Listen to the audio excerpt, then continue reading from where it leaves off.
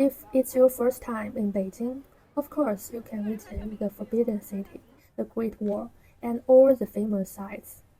But this time, a local friend who can't appear on camera because of his job took me around the hutongs, brought me to places he actually eats at, and convinced me to try something that even many Beijing locals don't drink very often. And these 2 days were only the beginning, because just half an hour away from high-speed train, I was about to enter a part of China that many international visitors probably don't expect to find here, Chinese White Country.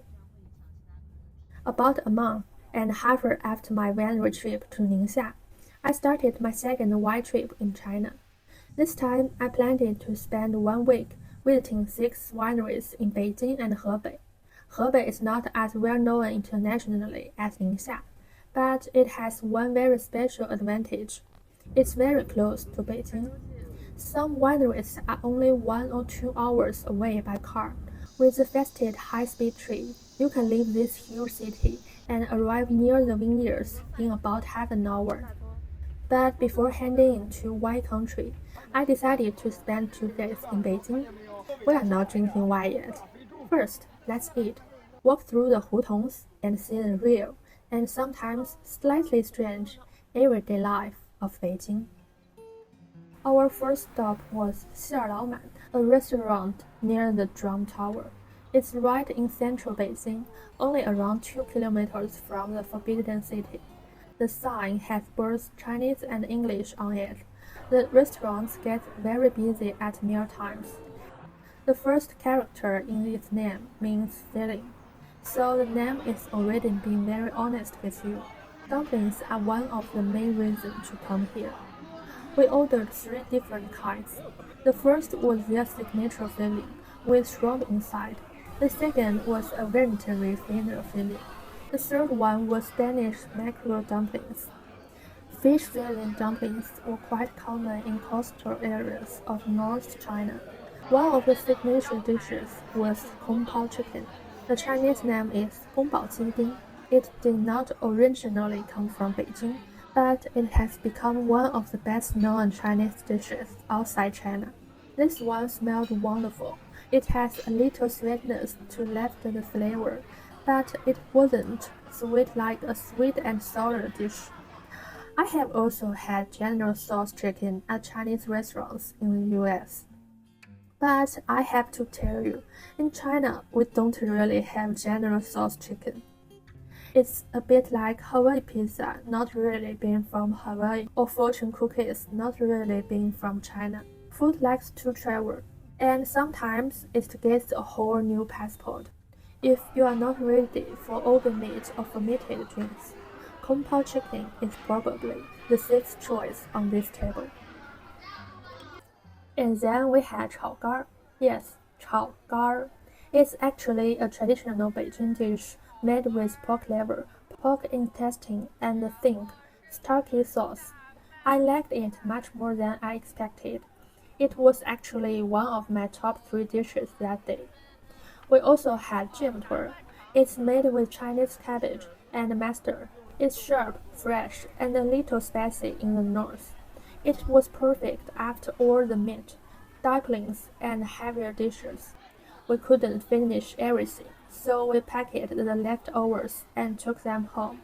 Ordering too much food in a Chinese restaurant is very easy, but wasting is not necessary.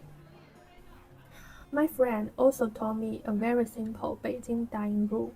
If you want good Beijing dishes, go to a restaurant that specialized in those dishes. If you want good roast duck, go to a restaurant that specializes in roast duck. If one restaurant makes dumplings, stir fries, roast duck, and everything else under the sun, it may be convenient, but can it really be brilliant at all of them? I have my doubts. So later, we went to another old restaurant that is famous for roast duck, 便宜坊. The name may look like it means a cheap restaurant. Sadly, it's not promise you a cheap dinner.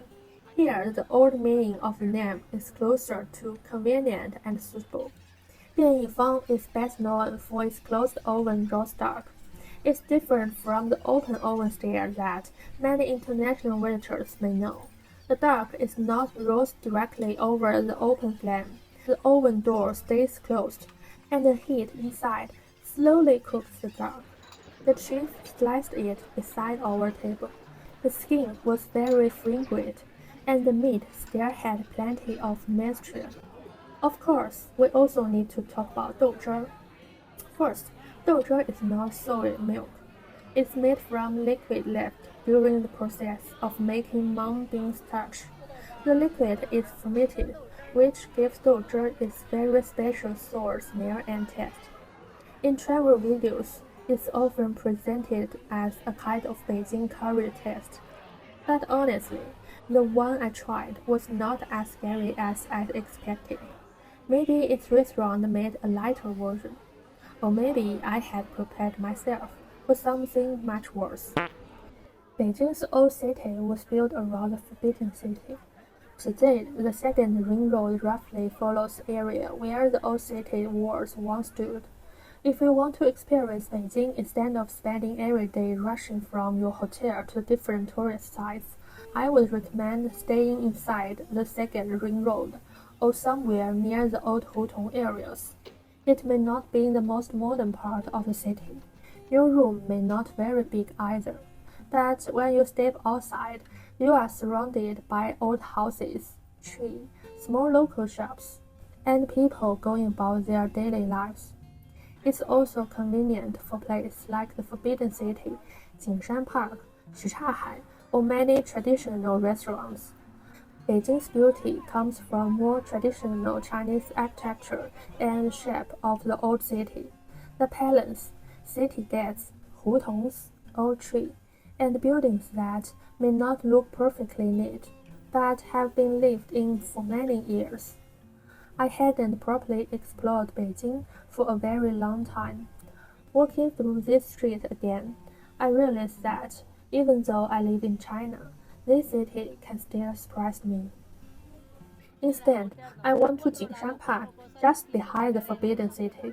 It's not very high here, but from the top, you can look over the whole palace complex.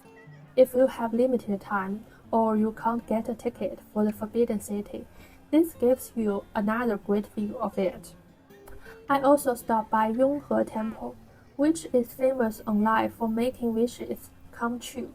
So famous that there was already a huge line outside early in the morning.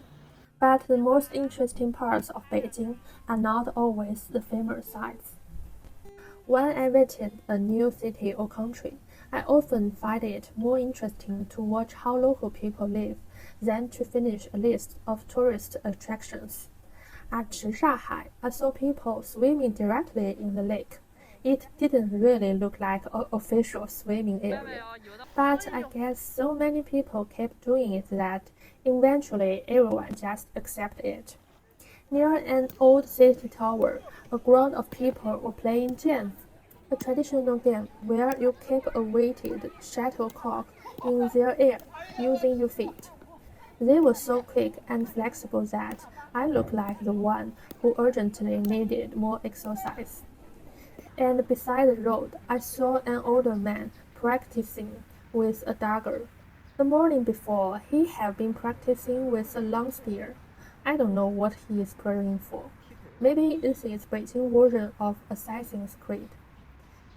The palace and hutongs give Beijing its appearance, but the swimmers, the chess players, and the people, and the man practicing with his weapons, are what make it feel like a living city.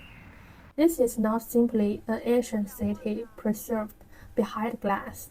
People are still living it, changing it, and sometimes using it in ways that were probably not included in the original instructions.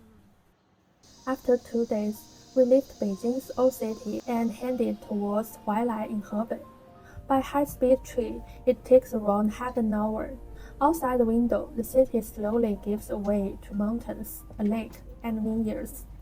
Over the full trip, I visited 6 very different Chinese wineries. I had already visited one of them in Beijing's Fangshan district. Now it was time to continue journey in Hebei. I visited a winery behind a Chinese wine priced at more than 10,000 RMB, which means more than 1,400 US dollars. I stood beside the remains of the main Great Wall, looking out over the mountains, the Guanting Reservoir, and the vineyards below. You can even feed some very cute sheep. But more importantly, I wanted to find out. These wineries are so close to Beijing, but can ordinary travelers actually visit them? What is winery tourism in China really like? And how do the wines here compare with the regions international wine lovers already know? In the next video, we are taking the high-speed train out of Beijing to explore a Chinese wine region that many international travelers have never heard of. If you'd like to see what these wineries I really like, subscribe to China Uncorked. If you enjoyed this video, give it a like. If you didn't, you can give it a dislike. See you in the next video.